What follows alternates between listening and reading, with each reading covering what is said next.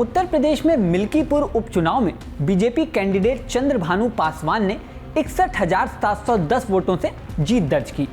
उन्हें 1,46,397 वोट मिले। वहीं समाजवादी पार्टी के कैंडिडेट अजीत प्रसाद की हार हुई है।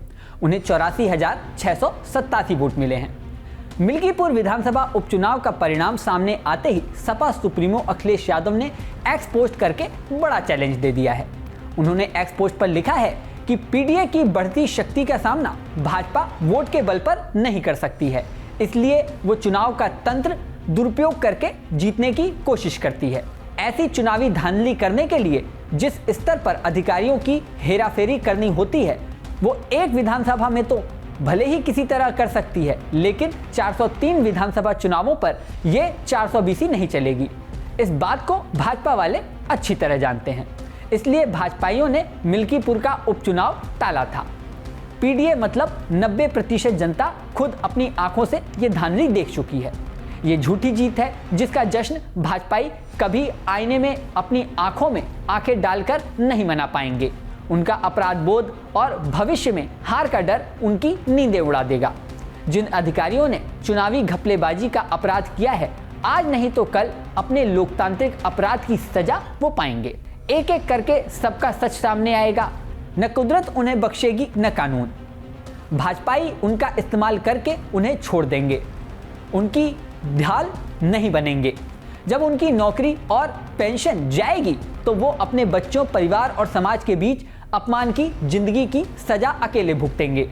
लोकसभा चुनावों में अयोध्या में हुई पीडीए की सच्ची जीत उनके मिल्कीपुर के विधानसभा में झूठी जीत पर कई गुना भारी है और हमेशा रहेगी। अखिलेश यादव के इस पोस्ट पर अलग अलग तरह के रिएक्शन सामने आ रहे हैं। वहीं मिल्कीपुर जीतने वाले चंद्रभानु पासवान ने जीत के बाद क्या कहा, ये सुनिए। मिल्कीपुर के मैं इस जनमत को प्रणाम करता हूं। जिस तरह से देश के यशस्वी प्रधानमंत्री और मुख्यमंत्री योगी आदित्यनाथ जी के रीतियों और नीतियों से प्रभावित होकर मिल्कीपुर की जनता ने जिस तरह से अपार जन समर्थन दिया है, उसके लिए मैं मिल्कीपुर की जनता के चरणों में कोट कोट प्रणाम करता हूं, वंदन अभिनंदन करता हूं। हम लोग सरकार द्वारा जो जन कल्याणकारी योजनाएं चलाई जा रही हैं, उसको हम लोग जन जन तक पहुंचाने का काम किए और मोदी और योगी जी की रीतियों नीतियों से प्रभावित होकर मिल्कीपुर की जनता ने जिस तरह से अपार जन समर्थन किया है, उसका मैं हृदय से आभार व्यक्त करता हूं, वंदन अभिनंदन करता हूं। अब मिल्कीपुर चुनाव के बाद कई तरह की चर्चाएं चल रही हैं। यहाँ का चुनाव इस मायने में भी ऐतिहासिक है कि मिल्कीपुर में 5 फरवरी को जब वोटिंग हुई तो 65% से अधिक वोट पड़े थे। ये एक रिकॉर्ड है।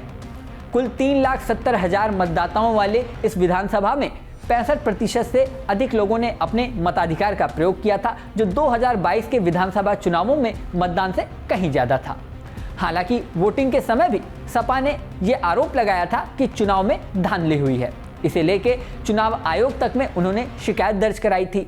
सपा सुप्रीमो अखिलेश यादव के कई विवादित बयान भी सामने आए थे और उन्होंने चुनाव आयोग को सफेद कफन उड़ाने तक की बात कह दी थी, जिस पर उनकी आलोचना भी हुई थी।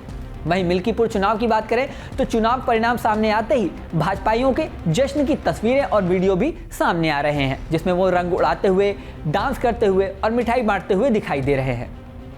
अब मिल्कीपुर के चुनाव की चर्चा जोरों पे है। इसी के साथ इस चुनाव परिणाम के मायने क्या है, इसे भी राजनीतिक विश्लेषक अलग अलग तरह से अपने आप बखान करने में लगे हुए हैं। आप मिल्कीपुर चुनाव को लेकर क्या सोचते हैं? क्या अखिलेश यादव का दावा सही है या ये बीजेपी की सही मायने में जीत है? जो भी आपका सोचना है कमेंट बॉक्स में बताएं। बाकी नए नए वीडियोस हम न्यूज़ नेशन पे आपके लिए लेकर आते रहेंगे। बने रहें न्यूज़ नेशन के डिजिटल प्लेटफॉर्म पर। न्यूज़ नेशन अब व्हाट्सएप पर खबरों की ताजा अपडेट के लिए न्यूज़ नेशन के इस QR कोड को स्कैन करें।